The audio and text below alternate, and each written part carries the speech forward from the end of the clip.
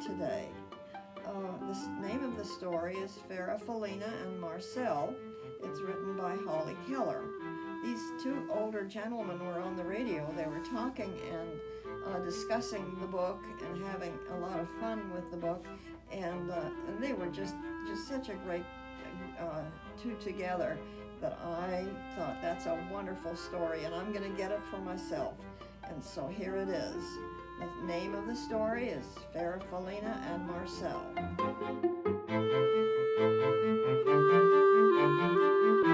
rain fell all morning.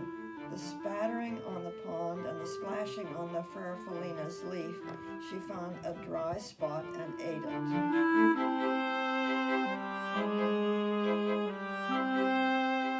"Hey," said a little voice, "you're eating my umbrella." Farfallina peered over the edge. A small gray bird was huddling underneath Farfallina. Like his soft feathers and his gentle eyes, "I'm Farfallina," she said, and she slid down to the ground. "My name is Marcel," said the bird. He liked Farfallina's smile and her pretty colors.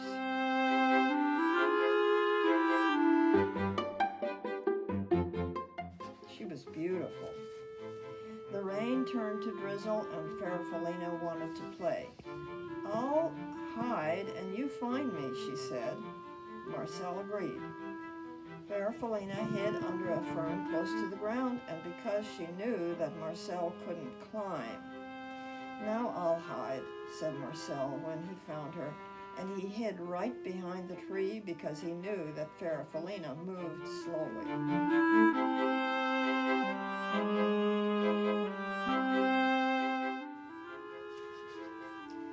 "I can take you for a ride on the pond," said Marcel. Farfallina inched her way to Marcel's back. "You tickle," said Marcel, and he slipped into the water. Farfallina giggled. "There's so much to see," she said.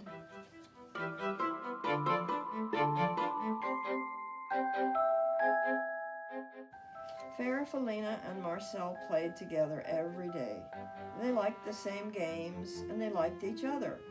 But one day, Farfallina was not herself. "I'm not sick," said Marcel, "just a little uncomfortable. I need to climb up onto a branch and rest for a while." "I'll wait for you," Marcel called, as Farfallina made her way up the tree. Marcel watched until Farfallina was completely out of sight. Then he settled himself in the grass and waited.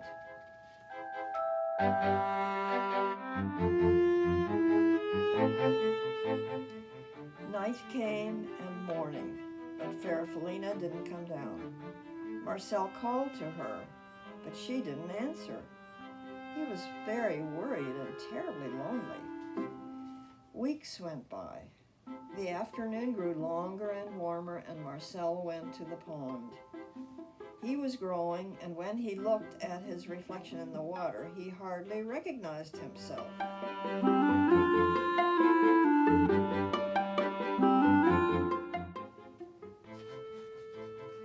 He went back to the tree every day to look for Farfallina, but she was never there, and after a while he gave up. He was looking everywhere. At the top of the tree, Farfallina was snuggled in a blanket of glossy silk. She was growing too.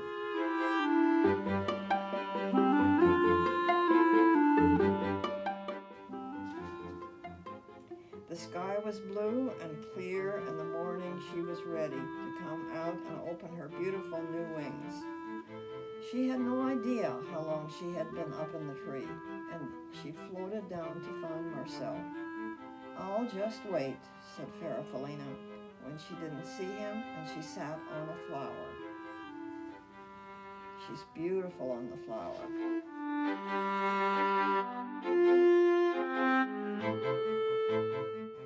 Night came and then morning, but Marcel wasn't there. Farfallina was tired and confused. She fluttered around a bit and went to the pond.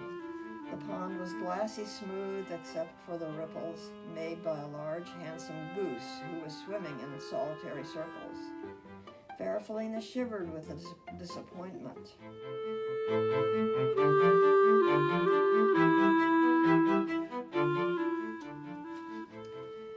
She went to the pond every day to look for the small gray bird named Marcel, but he never came.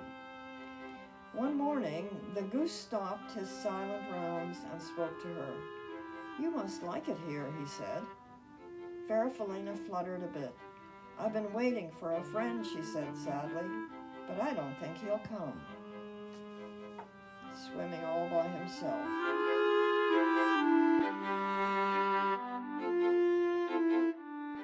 Marcel made her smile and her brilliant colors. "I know how you feel," he said. "I lost a friend too. She just vanished into thin air." Farfallina liked his sleek, feathers and his gentle eyes. "A ride around the pond might cheer you up," Marcel said. Farfallina thought it would, and she settled herself on Marcel's back.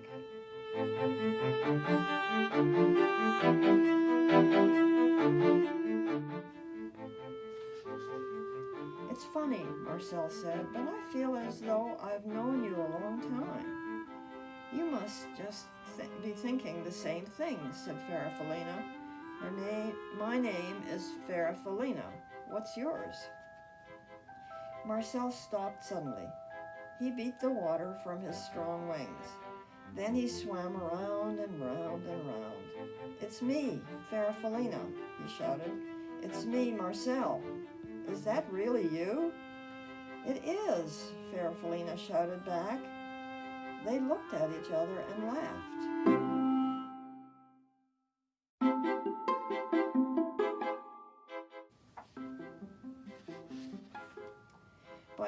By evening, they had explained everything, and they fell asleep smiling at the stars.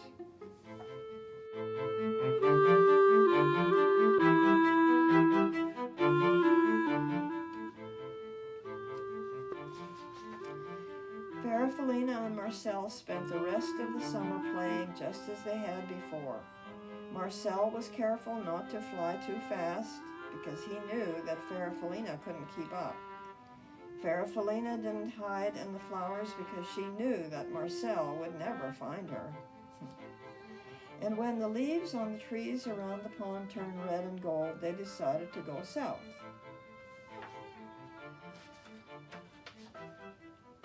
Together.